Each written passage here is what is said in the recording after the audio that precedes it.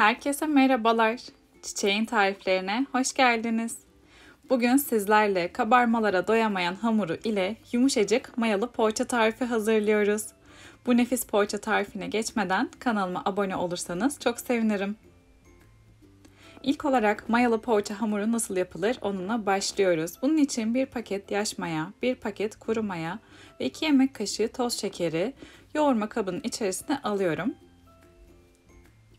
Toz şekeri ile mayaları iyice karıştırıyorum. Mayayı toz şeker ile iyice karıştırdıktan sonra mayanın köpük köpük olup aktifleşmesini bekliyorum. En az 10 dakika beklemeniz gerekecek. Maya güzelce köpürdükten sonra şimdi içerisine 2 su bardağı ılık süt, 1 su bardağı ayçiçek yağı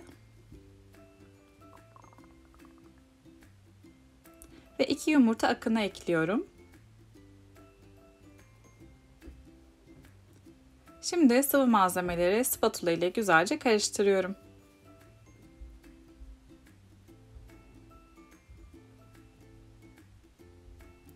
Sıvı malzemeleri iyice karıştırdıktan sonra yavaş yavaş un ilavesi yapmaya başlıyorum.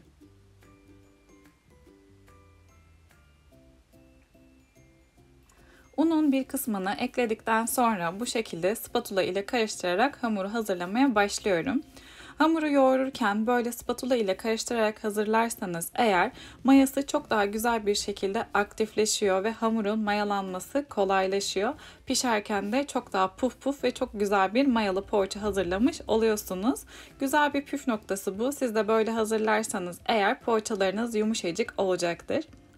2 tatlı kaşığı tuz ve biraz daha un ekledim. Aynı şekilde spatula ile karıştırarak hamuru karıştırmaya devam ediyorum. Elimle yoğrulabilecek kıvama gelinceye kadar bu şekilde hazırlıyorum ben. İyice karıştığı için homojen ve çok güzel bir poğaça hamuru hazırlamış oluyoruz.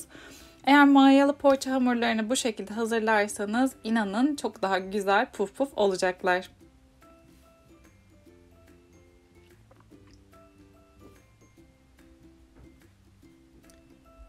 Hamurun kıvamı iyice koyulaştı. Şimdi artık elimle yoğurarak hamuru toparlamaya devam ediyorum. Ben toplamda 6 su bardağı un kullandım. Yumuşacık, ele yapışmayan kıvamlı bir hamur elde etmiş oldum. Hemen şöyle size de göstermek istiyorum hamurun kıvamını. Ele yapışmıyor ama o kadar güzel yumuşacık bir kıvamda ki tam istediğimiz kıvam bu. Şimdi hamurun üzerine örtüyorum ve 1 saat mayalanmaya bırakıyorum. Mayalı poğaça hamuru gördüğünüz gibi kabarmalara doyamadığı çok güzel bir şekilde kabardı, mayalandı, artık hazır. Şimdi hemen hamurun havasını alalım.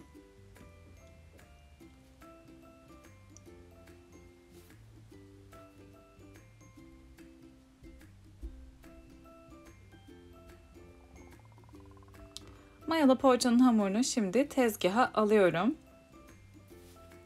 Birkaç dakikada tezgahta yoğuruyorum ki içinde hava kalmasın, maya kokusu olmasın diye.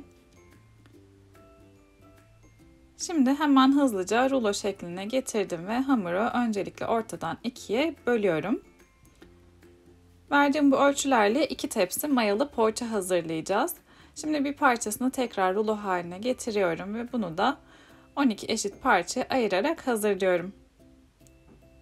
Her bir parçanın hepsini öncelikle yuvarlayıp beze haline getiriyorum. Ardından poğaça şeklini vereceğiz.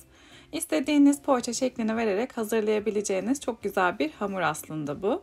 Ben sade mayalı poğaça olarak hazırlıyorum bunu. Dilerseniz içine peynir, patates ya da kıyma, istediğiniz iç harcı koyarak da farklı poğaça tarifleri olarak hazırlayabilirsiniz.